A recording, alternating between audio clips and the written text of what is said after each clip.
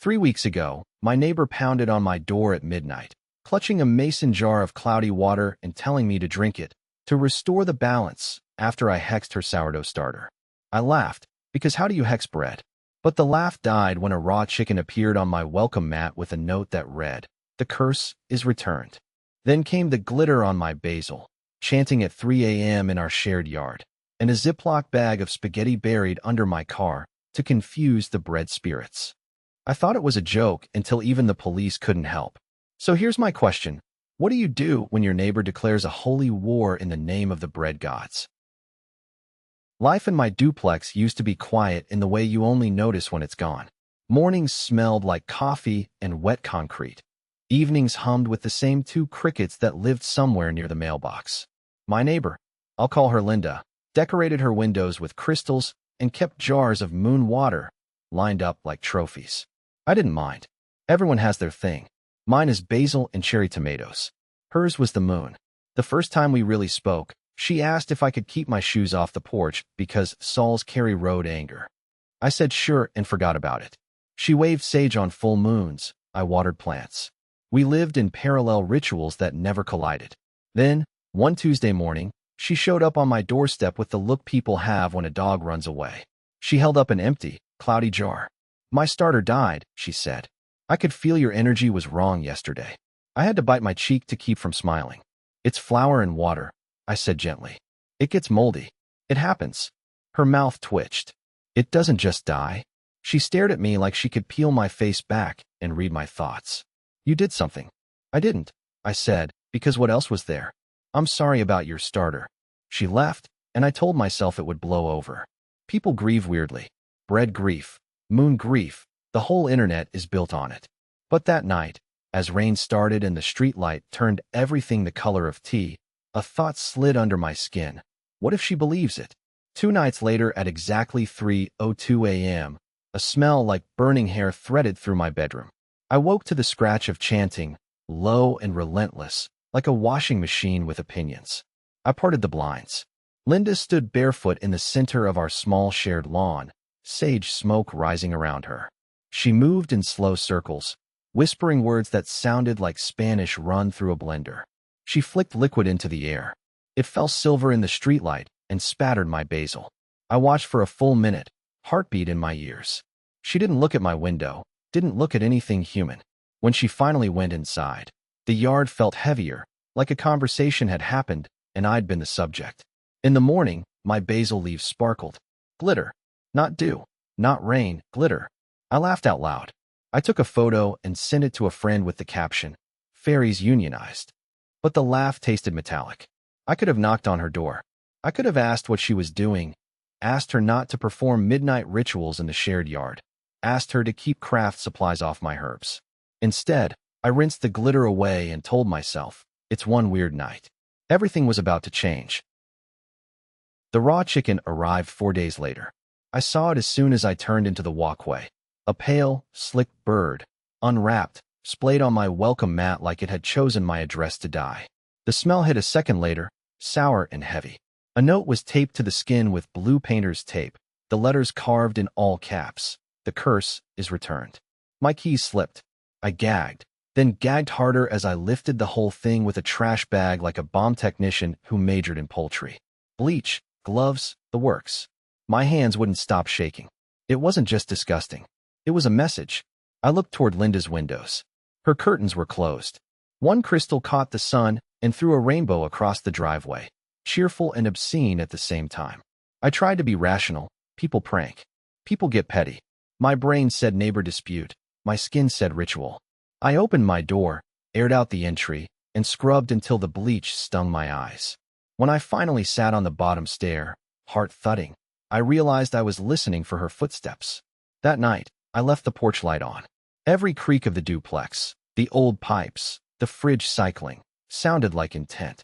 2 evenings later, I heard the soft scrape of plastic outside and lifted the blinds just enough to see. Linda was crouched by my car with a Ziploc bag. She dug at the wet soil with a spoon and slid the bag under the bumper like a secret. Her lips moved. I couldn't hear words, only cadence. The rhythm of a children's rhyme said by someone who'd forgotten joy. I went outside as she stood. What are you doing? She didn't flinch. Her eyes were bright and feverish, confusing the bred spirits. It's my car, I said. This is my space. My voice sounded thinner than I wanted. She tilted her head, the way you tilt toward a bird you don't trust. Balance will be restored, she said, and walked away. I dug up the bag with a trowel. Inside, cooked spaghetti, cloudy and clumped. My hands trembled as I carried it to the trash. I told myself I'd talk to the landlord. I told myself I'd document everything. I told myself a dozen sensible things. But then, something made my stomach drop. When I turned around, my porch light was off, and I hadn't touched the switch. The next knock came at midnight. Sharp, insistent, like a metronome that wouldn't stop. When I opened the door, Linda stood there, clutching a mason jar filled with cloudy water. It looked like dishwater left too long in the sink. She extended it toward me with both hands. "Drink this," she said. "Then we can be friends again." I froze. The smell hit me, metallic, swampy, wrong. My stomach turned. "No," I said, and tried to shut the door. Her hand shot out, slapping the wood. "If you don't respect the balance," she hissed, "the bread gods will punish you." I slammed the door, locked it, and leaned against it until I could breathe again. My chest felt tight. On the other side, her voice rose into a shriek. "You can't hide from them." The next morning, I checked the porch. Empty. No jar, no note. Just the faint smell of bleach from my own desperate cleaning. I wanted to laugh it off again. Wanted to tell myself she was just lonely, just eccentric, just bored. But loneliness doesn't leave raw chickens. Eccentricity doesn't bury spaghetti. And boredom doesn't scream about bread gods at your door. I started keeping a notebook. Dates, times, what she did. I needed a record. Part of me felt crazy even writing it down. Like if anyone else read it, they'd think I was inventing things. But then the noises started. Scraping at the fence around 2 a.m. A shadow moving along the hedge line when I took the trash out. And once, faintly, the sound of something sprinkled onto my back lawn. I couldn't prove it was her. But who else would whisper about restoring balance while salting someone's grass? Logic kept fighting intuition. Logic said, "She hasn't touched you. She hasn't broken in. Maybe she's just venting her grief in the weirdest way imaginable." Intuition said, "She's escalating, and it's only a matter of time before she pushes further." One night, I woke up and my first thought was, what if she gets inside? The image of her standing in my kitchen with that jar of cloudy water made my skin crawl. I lay there, heart pounding, listening to every creak of the duplex. For the first time since I moved in, I didn't feel like my home belonged to me. And the thought that chilled me most was simple. If she believed I had cursed her once, what would she do when she decided I had cursed her again? And then came the night when I realized even the police wouldn't know what to do with this. The night I finally called the police, I felt like the punchline to my own bad joke. How do you even say it without laughing? "Hi, my neighbor thinks I hexed her sourdough starter, and she's staging rituals in my yard." But my hands wouldn't stop shaking, and my skin buzzed like static. It was either call or sit in the dark waiting for the next knock. That night, I had caught her in my backyard, inside my fenced backyard. She was moving in slow, deliberate steps, shaking a salt shaker over the grass.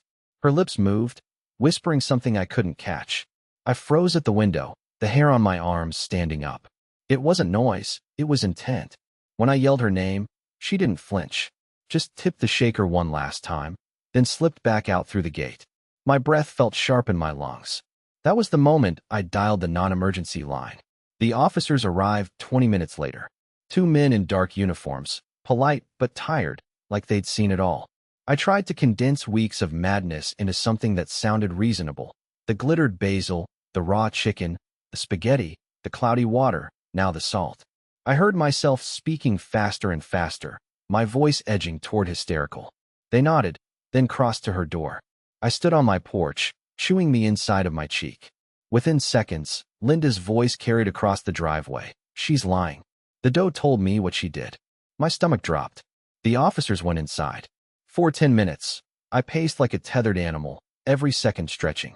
Then they came back out, and their faces said it all. They weren't laughing, but they also weren't about to save me. One of them rubbed his temples. "She has unusual beliefs," he said carefully. "But she hasn't physically harmed you or damaged property. Our hands are tied." I wanted to scream. Unusual beliefs? She was salting my lawn and leaving dead poultry like offerings. Their advice was simple: don't engage. Maybe install a taller fence. I already had a fence. As they walked back to their cruiser, Linda appeared on her porch. She held a loaf of bread above her head like a newborn in The Lion King. Her voice cracked the night air. "The curse will turn on you." The officers didn't even turn around. And that was when it hit me. The law couldn't protect me from someone whose reality was built out of dough, salt, and rage. And the next escalation proved she thought she had already won. After the police left, the silence in the duplex felt heavier than any chanting. I thought maybe she'd back off now that there was a report on file. For 2 nights, nothing happened. I almost convinced myself the nightmare had peaked. Then, on the 3rd night, I woke to a scream that sliced through the walls.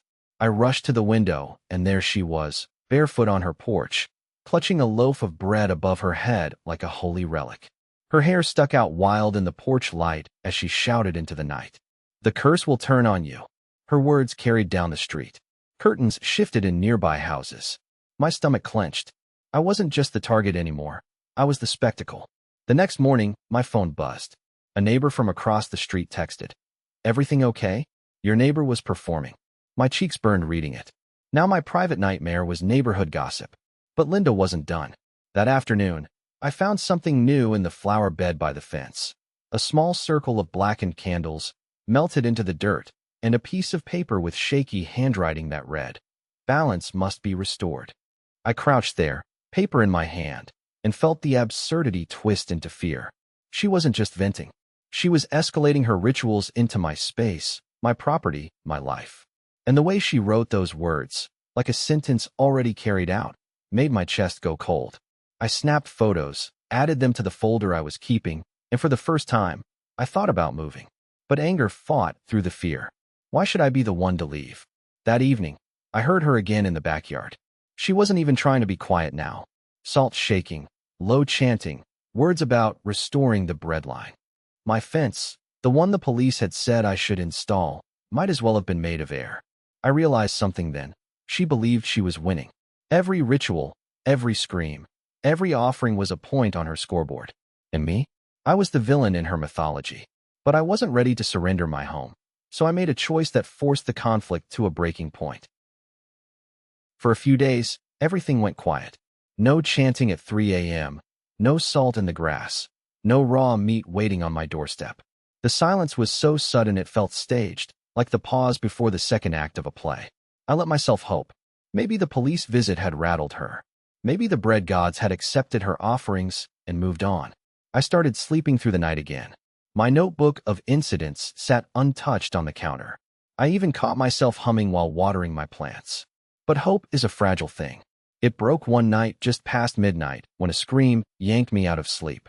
I ran to the window, heart hammering, and there she was on her porch, barefoot again, hair wild, clutching a loaf of bread above her head like it was some divine torch. Her voice cracked the night. "The curse will turn on you." The words echoed down the street. Lights flicked on in neighboring houses. Somewhere, a dog barked. I stood frozen in my window, cheeks burning, realizing every neighbor now knew I was the target of her madness. The next morning, I told myself it was theater, loud, bizarre, but still just noise. I clung to that thought until I walked into my backyard. Near the base of the fence, tucked under the lilac bush, were 3 small glass jars filled with cloudy liquid. Each had a strip of paper inside. When I squatted to look closer, I read the words bleeding through. Returned. Returned. Returned. My stomach flipped. She hadn't stopped. She had just gone quieter, more deliberate. And now, instead of raw chickens on the porch where anyone could see, she was hiding her rituals in places meant for me alone. I collected the jars with gloves and dropped them in the trash, but the unease lingered. My sanctuary, my yard, my plants, my home, no longer felt like mine. It felt invaded. That night, I double-checked every lock, pulled the curtains tight, and told myself again that maybe it was over. Maybe that was the last act. But deep down, I already knew the truth. This wasn't an ending. It was an intermission.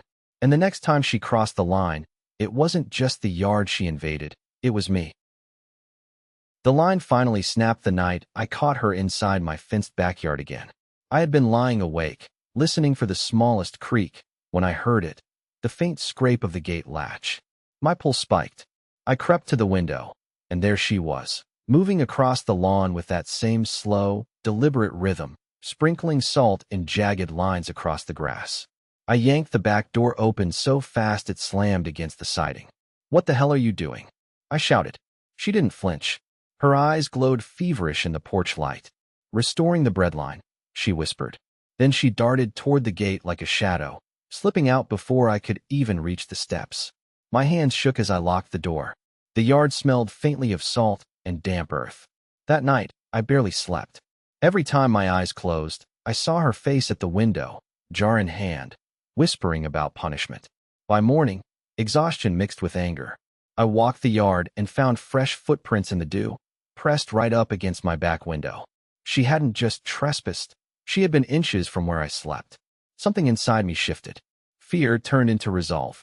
I wasn't going to wait for her to escalate again. I bought motion sensor lights, cameras, anything that could catch her in the act. I needed proof, something undeniable. For 2 nights, the cameras stayed quiet. Then, on the third, the motion alert buzzed on my phone at 2:14 a.m. My stomach twisted as I opened the live feed. There she was, hood up, barefoot, carrying another loaf of bread. She paced in slow circles, mumbling words I couldn't catch, then raised the loaf over her head like an offering. The camera caught every second, the salt, the chanting, the bread held high in the night air. I saved the footage, my hands trembling, and realized I had what I needed, undeniable proof. This wasn't eccentricity. This was harassment.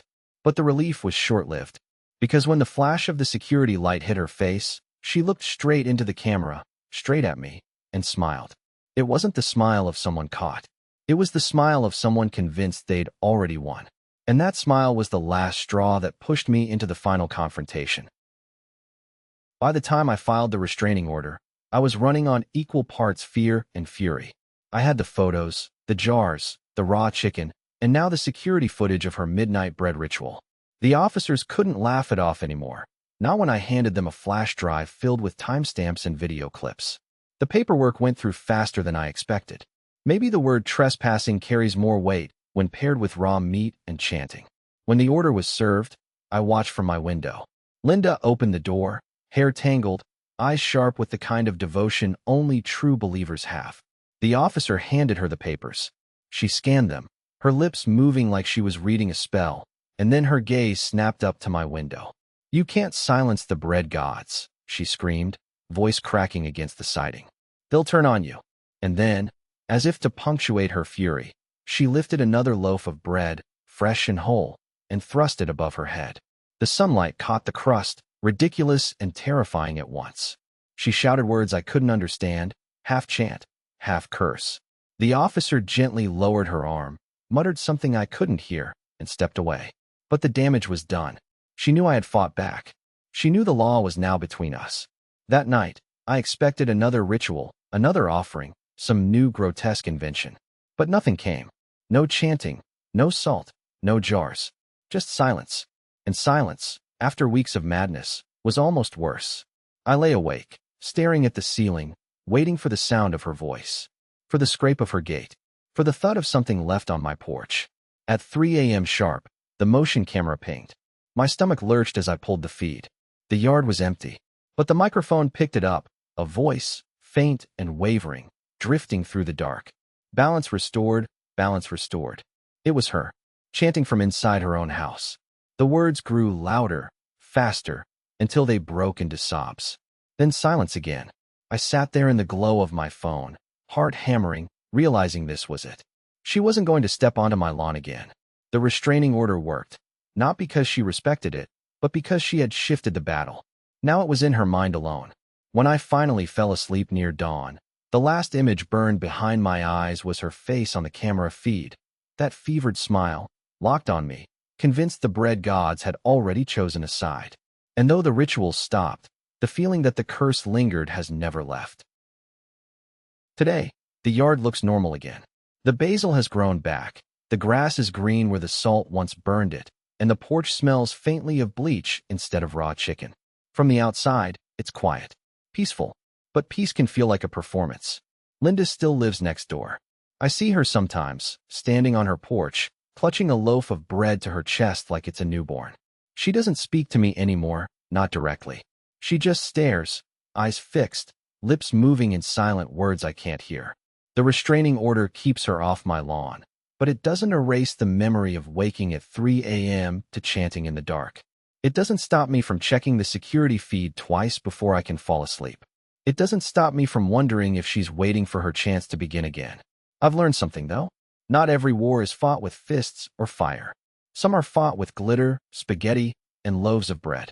And sometimes the scariest battles are the ones where the world laughs at you while you're living them. The paperwork says I won. The cameras say I'm safe. But the silence between us tells me the story isn't finished, not in her head, and maybe not in mine either. So I'll ask you, if your neighbor declared a curse war over bread, would you laugh it off or fight back?